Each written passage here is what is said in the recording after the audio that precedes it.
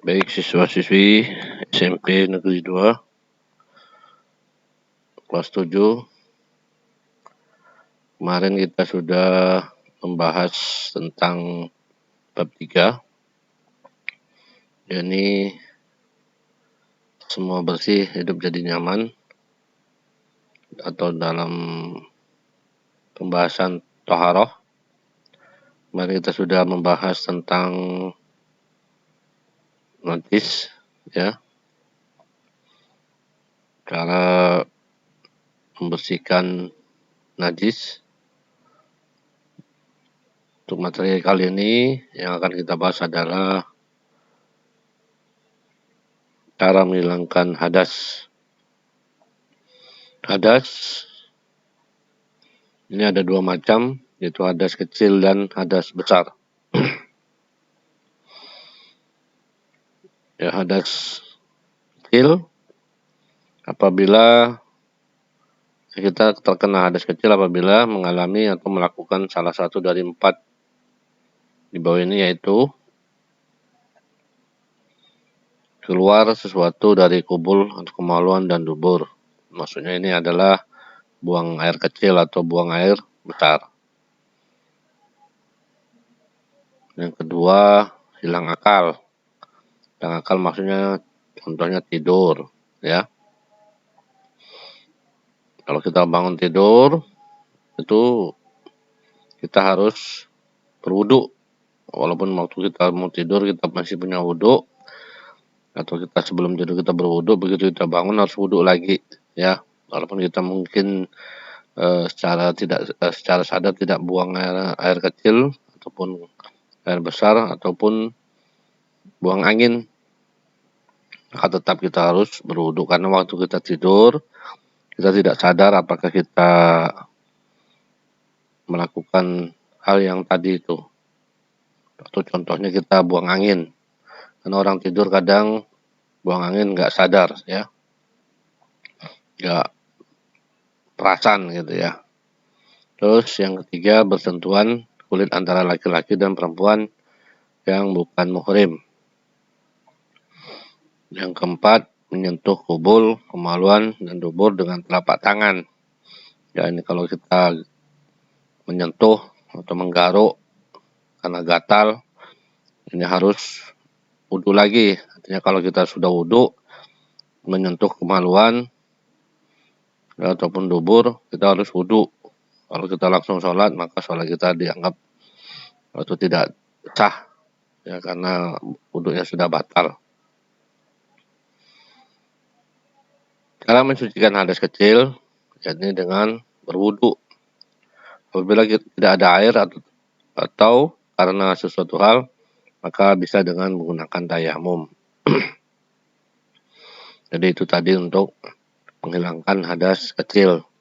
Biasanya hadas kecil ini kita lakukan apabila kita ingin melaksanakan ibadah seperti sholat, membaca Al-Quran, ya, atau tawaf. Dan ini harus kita lakukan wudu dulu. Terus selanjutnya, bagaimana dengan hadas besar? Kita terkena hadas besar apabila mengalami atau melakukan salah satu dari 6 perkara berikut. 1. Berhubungan suami istri. Terus tubuh. Terus yang kedua keluar mani. Yang ketiga haid. Yang keempat melahirkan. Yang kelima nifas. Dan yang keenam meninggal dunia. Kalau yang 1, 2, 3, 4, dan 5, 1, 2, 3, 4 ya, sudah jelas. Kalau nifas itu adalah darah yang keluar setelah beberapa minggu melahirkan, ya. Artinya melahirkan dengan cara normal, ya. Nanti ada pembahasannya. Untuk mandi nifas ini hampir sama dengan mandi besar lainnya. Terus yang keenam meninggal dunia. Meninggal dunia ini otomatis, ya, setiap jenazah pasti dimandikan oleh petugas yang memandikan, kecuali meninggal pada eh, proses tertentu seperti orang yang meninggal karena syahid di medan perang, mungkin ya berbeda dengan orang yang meninggal normal seperti yang meninggal biasa di rumah. Selanjutnya cara mensucikannya adalah dengan mandi wajib, yaitu untuk menghilangkan najis besar ya, yaitu membasahi seluruh tubuh dari ujung rambut sampai ujung kaki. Apabila tidak ada air atau karena sesuatu hal, maka bisa dengan tayamum. Masalah hadas besar bagi perempuan menjadi sangat penting dan menarik untuk dipelajari. Ya, perempuan mengalami peristiwa kasus yang tidak dialami oleh seorang laki-laki, karena perempuan agak beda dengan laki-laki ya, masalah hadas ini. Seorang perempuan mengalami peristiwa haid, nifas, dan terkadang istihadah. Ini apa pula istihadah? Nah, nanti tolong dipahamin ya. Semakin penasaran bukan? Jawabannya dapat kalian temukan pada pelajaran berikut ini. Darah yang keluar dari rahim perempuan ada beberapa macam. Ada yang dinamakan haid, ada yang dikatakan nifas, dan ada juga istihadah. Pertama, darah haid yaitu darah yang keluar pada perempuan pada saat kondisi sehat, dalam kondisi sehat. Ini namanya darah haid. Adapun ciri-ciri secara umum adalah kental, hangat, baunya kurang sedap, hitam, merah tua, kemudian berangsur-angsur menjadi semakin bening. Kalau kamu sudah mengalami haid, maka bersyukurlah. Itu artinya organ-organ kewanitaanmu sudah berfungsi secara normal. Kapan perempuan mengalami haid? Nah ini, sebagian perempuan ada yang sudah mengalami haid saat mulai berumur 9 tahun, namun rata-rata mereka mengalaminya pada usia belasan tahun. Berapa lama masa haid? Tolong dipahami ya, jangan sampai nanti salah dalam memahami masalah haid ini perempuan ya. Masa haid minimal adalah sehari semalam, minimal. Ingat minimal, paling sedikit. Nah, biasanya 6 atau 7 hari dan paling lama adalah 15 hari. Paling lama 15 hari. Setelah 15 hari, ya, kalau setelah 15 hari darah masih terus keluar, maka darah itu merupakan darah istihadah. Darah istihadah itu apa? Darah penyakit. Nah, ini hati-hati ya. Yang dibedakan darah haid dengan darah istihadah. Apabila kalian ada yang mengalami kondisi ini, segera berkonsultasi dengan dokter. Ya, konsultasi dengan dokter. Perlu diingat bahwa perempuan yang sedang haid tidak boleh melaksanakan sholat, puasa, membaca dan menyentuh atau memegang Al-Quran, tawaf, berdiam diri di masjid, apalagi berhubungan suami istri, dan cerai dari suami ini juga nggak diperbolehkan. Terus yang kedua, darah nifas, yaitu darah yang keluar sudah melahirkan setelah kosongnya rahim dari kehamilan.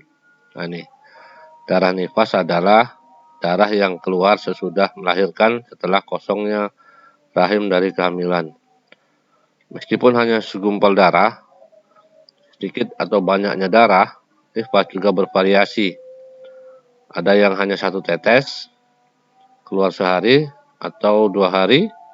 Ya, rata-rata perempuan mengeluarkan darah nifas selama 40 hari dan paling lama 60 hari. Ini jangka waktunya nih ya. Adapun cara mandi wajib untuk perempuan yang nifas sama dengan sebagaimana mandinya haid. Yang ketiga adalah istihadah, yaitu darah yang keluar tidak pada hari-hari haid ya. Yang darah yang keluar tidak pada hari-hari haid seharusnya keluarnya itu pada hari-hari haid. Dan karena suatu penyakit, darah istihadah ada 4 macam, yaitu 1. Keluar kurang dari masa haid, keluar lebih dari masa haid, keluar sebelum usia haid, atau setelah masa menopause. Menopause ini nanti sudah lewat umur, atau umpamanya sudah 50 tahun kok masih halangan, nah ini berarti udah bukan darah halangan lagi, bukan darah haid lagi, tapi bisa-bisa penyakit ya. Terus yang keempat, keluar lebih lama dari maksimal masa nifas.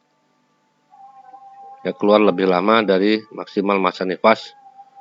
Nah, ini juga penyakit ya. Istihadah masa nifas kan tadi 60 hari maksimal. Kalau udah lewat dari 60 hari kok masih keluar darah terus, nah ini darah istihadah, artinya segera cek ke dokter. Seorang perempuan yang mengeluarkan darah istihadah tetap harus melaksanakan kewajiban sholat dan puasa. Nah, ini catatan penting nih. Seorang perempuan yang mengeluarkan darah istihadah, beda dengan darah haid ya, tetap harus melaksanakan kewajiban sholat dan puasa. Apabila hendak sholat, maka bersihkan darah itu, pakailah pembalut, kemudian ambillah air wudhu. Ini untuk yang perempuan, ini khusus untuk yang perempuan. Selanjutnya D, bagaimana cara toharoh. Nah, di sini kita akan bahas masalah cara toharoh. Cara toharoh atau bersuci dari najis sudah dijelaskan di awal bab ini. Sedangkan tata cara toharoh dari hadas meliputi yaitu mandi wajib, wudhu, dan tayamum. Adapun sarana yang dapat digunakan untuk toharoh yakni adalah air, debu, dan batu. Air, debu, dan batu. Pada umumnya, orang bersuci menggunakan air. Adapun air yang bisa dipakai untuk bersuci adalah air yang suci sekaligus mensucikan. Ini perlu digarisbawahi, suci sekaligus mensucikan. Air jenis ini merupakan air yang bersumber dari alam, baik yang keluar dari bumi maupun yang turun dari langit seperti air sumur, air sungai, air hujan, air laut, dan air danau, air embun, air salju, dan sebagainya. Di bawah ini akan dijelaskan secara rinci tata cara toharoh dari hadas. 1. Mandi wajib. Mandi wajib adalah mandi yang menghilangkan hadas besar. Mandi untuk menghilangkan hadas besar sering disebut juga mandi janabat atau mandi junub. Adapun tata cara mandi wajib adalah sebagai berikut. Yang pertama ya, A. Niat mandi untuk menghilangkan hadas besar. Jika dilafalkan maka bacaannya sebagai berikut. Yani bismillahirrahmanirrahim. Nawaitul ghusla liraf'il hadasil akbari fardol lillahi ta'ala. Dapat ulangi. Nawaitul ghusla liraf'il hadasil akbari fardol lillahi ta'ala. Yang artinya saya niat mandi menghilangkan hadas besar karena Allah Ta'ala. Yang kedua, menghilangkan najis apabila terdapat di badannya seperti bekas tetesan darah. Ya, kalau ada darah itu termasuk najis ya, namun najis ringan.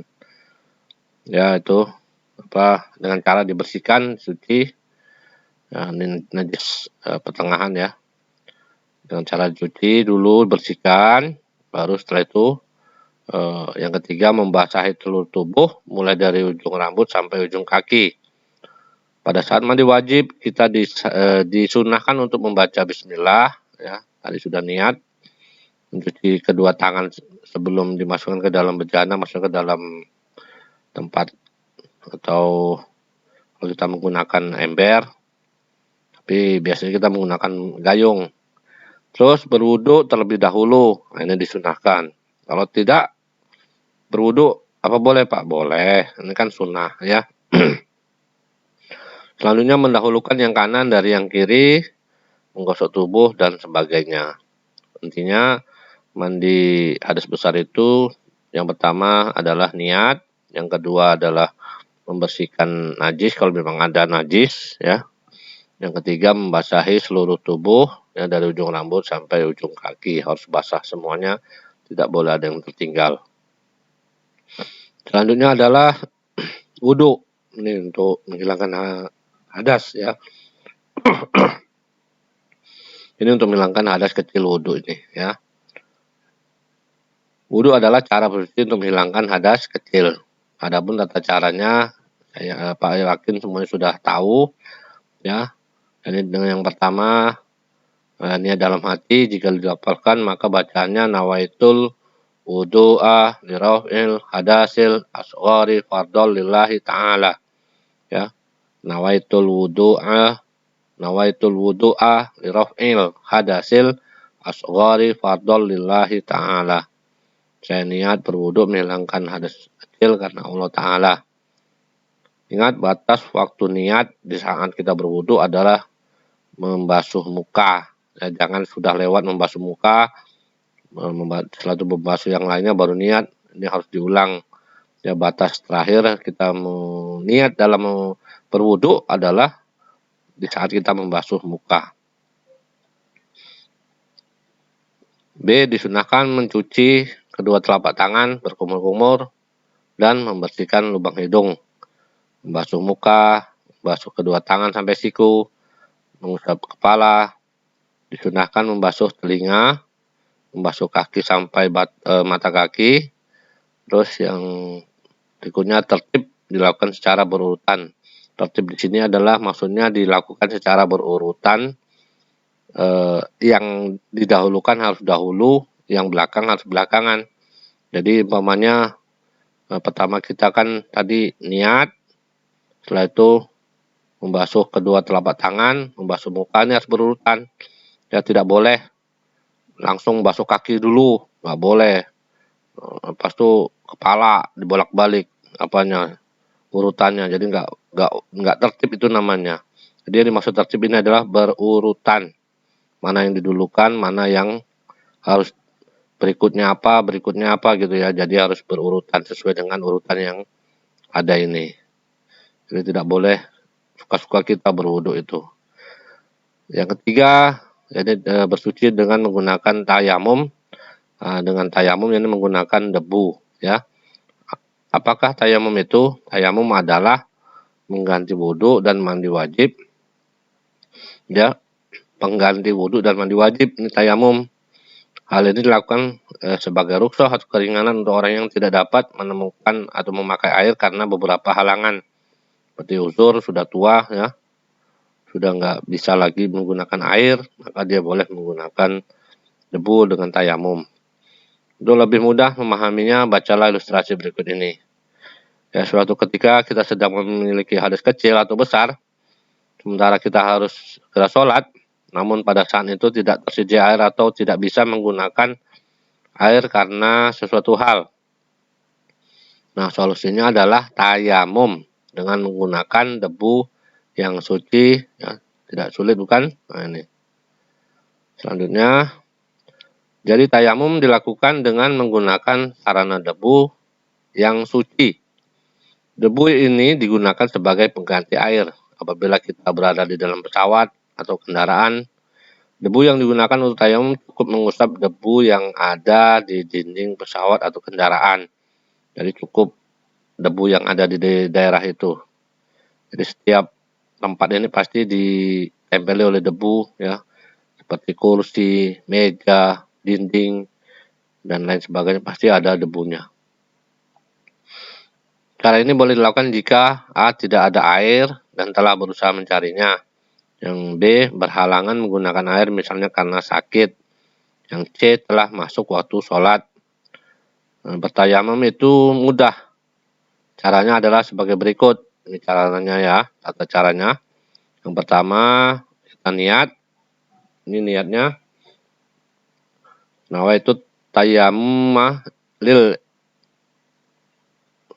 Nawaitu tayammumah istibahatis sholah fardhu lillahi ta'ala. Nawaitu tayammuma listibahatis shalah fardhu lillahi ta'ala. Aku niat bertayamum untuk dapat mengerjakan sholat karena Allah Ta'ala. Selanjutnya mengusap muka dengan tanah atau debu, jadi diusap. Setelah kita ambil tadi ya, diusap ya. Nah, terus mengusap tangan hingga siku. Jadi setelah kita mengusap muka tadi, kita ambil lagi debu tempat yang lain. Nah, setelah itu diusapkan tangan kita ke seluruh tangan sampai ke siku. Ya, sampai ke siku.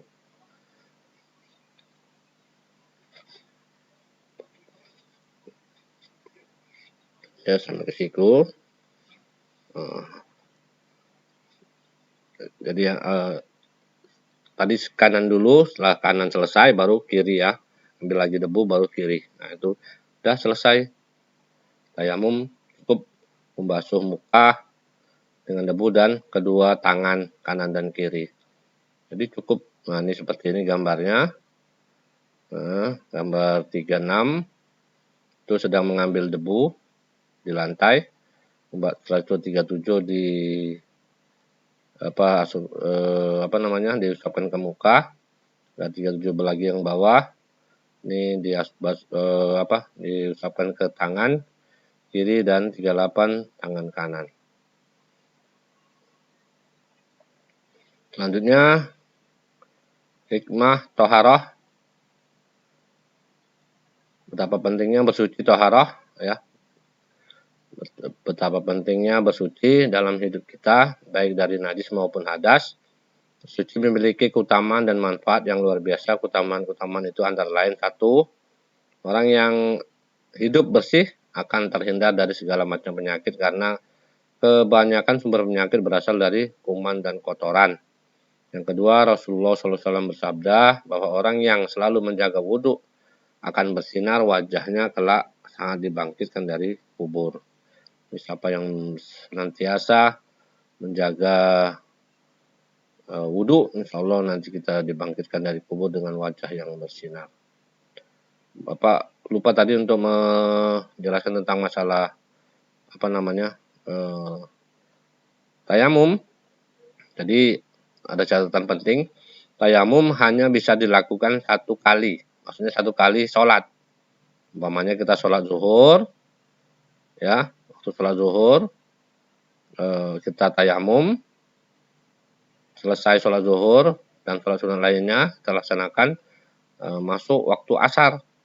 Walaupun kita masih belum batal, masih punya wudhu, karena kita masih di dalam masjid, umpamanya dari waktu zuhur, zikir sampai masuk asar, dan belum batal, maka untuk sholat asar kita harus melaksanakan tayamum kembali, walaupun kita belum batal. Karena syarat tayamum itu hanya bisa dilaksanakan satu kali sholat fardu, ya. Itu. Bapak lanjutkan lagi yang tadi, hikmah dari bersuci ini. Yang ketiga, dapat dijadikan sarana untuk lebih mendekatkan diri kepada Allah. Karena orang yang berwudu itu pasti dalam keadaan suci dan bersih. Maka dapat dijadikan sarana untuk lebih mendekatkan diri kepada Allah SWT. Yang keempat, Rasulullah SAW menegaskan bahwa kebersihan itu sebagian dari iman. Dan ada ungkapan bijak pula yang mengatakan kebersihan adalah pangkal kesehatan. Yang kelima, kebersihan akan membuat kita menjalani hidup dengan lebih nyaman. Jadi kita semuanya pasti mengharapkan atau menyukai bersih.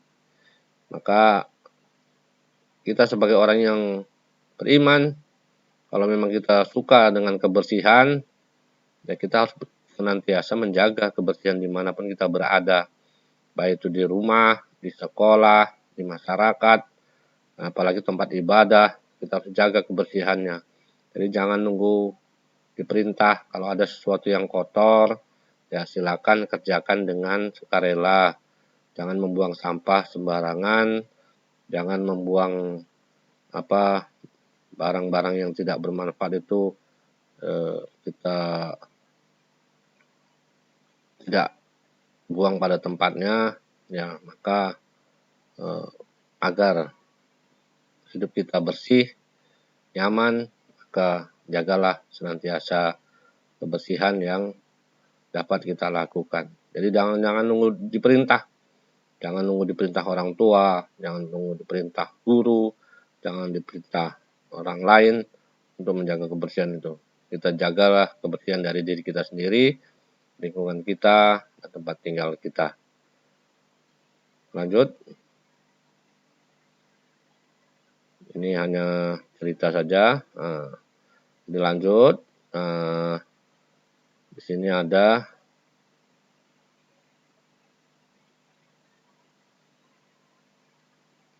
latihan yang harus kalian nanti kerjakan, ya, penerapan 1, mau 1. Ayo berlatih. Nah, di sini.